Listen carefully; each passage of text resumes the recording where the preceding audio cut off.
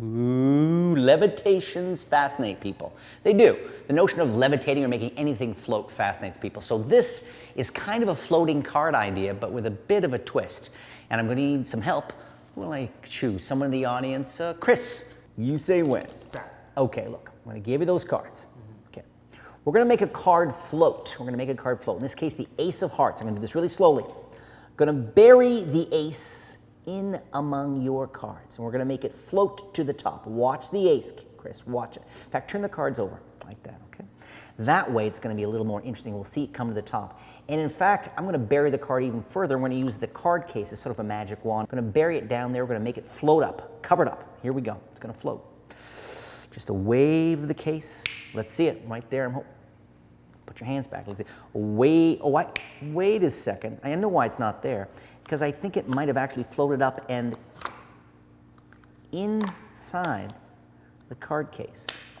As you guys know, I teach all these sort of intermediate and much more advanced sleight of hand on my Inside Deception training site. However, on this channel, I don't want to just give you sort of beginner tricks. I also want to share with you guys some of the stuff that I think is sort of in between that, just a couple of rungs up from beginner. Now, traditionally, if you want to get a card, a signed card or not, to appear inside a card case, there's lots of ways to do it, lots of really good ways, and they can involve some pretty complicated shuffles and some secret palms. But I want to come up with a version that you guys could still have the powerful effect. It's sort of it's a beautiful image of their selected card somehow possibly appearing inside the case. It's so organic, you know, because the case is something in full view. It's a contained space. It's supposed to be there because the cards are usually inside. And if you start by having someone remove the cards from the case, then everyone gets to see organically again the case is empty. So to have something that was just freely chosen appear inside the case is very powerful magic. And you can have the card signed if you want, okay? This is really about staging and creating what I call spheres of focus. You need the card case closed. It's nice if people can see there's nothing inside, or maybe you had a ring or a coin appear earlier. That's a great way to show it's empty. Close the flap, and you're going to have this off to the side.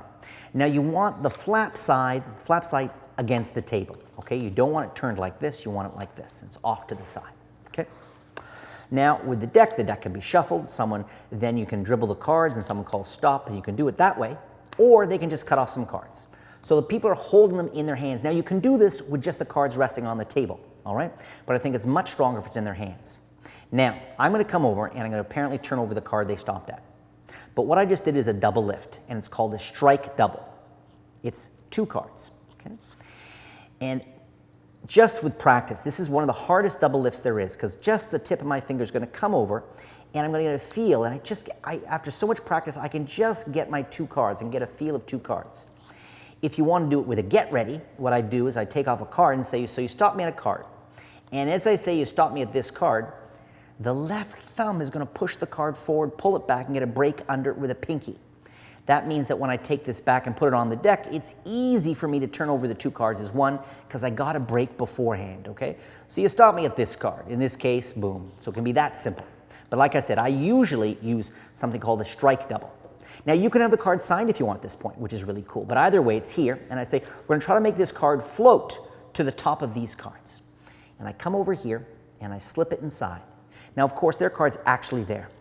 But I slip it inside, and I say something like, actually, let's see if, to give us a chance to actually watch it come up to the top, we turn the cards over, which they do. Okay? So they've got them there. And what that does now is I turn my cards over. And as I come over here and I square up the cards, with my right thumb at the back of it, I get a break. So just by a little riffle at the back, what it allows me to do is drop the 1 card, their selection, and I get a little break. You don't notice anything on this side, but at the back, I've got a little break with my thumb. So then I say, what I'm going to do is I'm going to pick up the case. And as I pick up the case, I say, we're going to use this as a magic wand. And I sort of gesture to them. And at this point, I can say, you know, does your card mean anything to you? Or are you pretty strong? Or, you know, something that or I'll often just say, bring your hand a little closer. And notice my hands are very naturally working together. They're moving. This is moving, this is moving. So I say, bring the hands a little closer together. That's great. And just in that beat, I've done the secret move. I've stolen the card. So it's in this gesture. I'm here, and I just break it off like this. Then I add those to theirs, and they close their hand up. So all focus is there. There's no heat here because they're waiting to see their card rise to the top, okay? And at that point, I come over, take the card case, and if you're not sure, the last thing you want is for the corner of the card to show.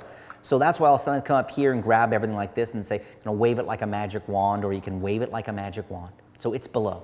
And I say there, oh, it's not, I look, act surprised, classic magician idea. Then I say, close the hands again, let's wave it again, let's see, and I act surprised again. Then I come over here, okay? And you want to make sure that the finger and thumb really have a nice clean grip on the case. You pop this open, and boy, it looks like the card comes right out from inside the case. I love that illusion, okay? I think this illusion is originally credited to Ed Marlowe, card loaded beneath. The thumb goes in, the fingers go below, and with just a nice clean pullout. You don't want to make it look like a production. Ta-da! Okay? But nor do you want it to go too slowly because it's a bizarre, at that point it's not, it's somewhere between the two that they see the card come out of the case, show both sides of the case, and finish by showing that their card has indeed, not only did it rise from the middle to the top, but it rose up through their closed hand inside the card case. Their card. I'm psyched. I was in studio the other day and shot a few of what I think are the coolest tricks to date. They are coming up.